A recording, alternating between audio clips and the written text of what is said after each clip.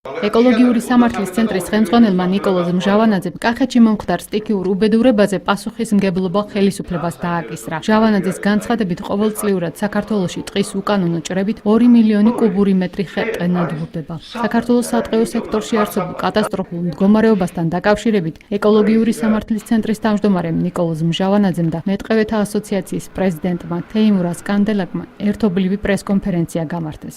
შეიძლება მხოლოდ ტყის გაჩეხვებს დავაბრალოთ ის რაც მოხდა კახეთში, მაგრამ ერთ-ერთი წინაპირობა იყო ის, ყოველწლიურად საქართველოში 2 მილიონი კუბური ტყის მასივი ხე-ტყე იჩეხება. ანუ ეს არის ყოველდღე გაუგონარი ციფრი და იცით რა შეასაქმე 90-იან წლებში 12000 ადამიანი იყო დასაქმებული სატყეო სექტორში, როცა დღეს 700 კაცია დასაქმებული და 90-იან წლებში 600.000 ძირი ხე იდგებოდა ყოველწლიურად ტყის ფართობებზე.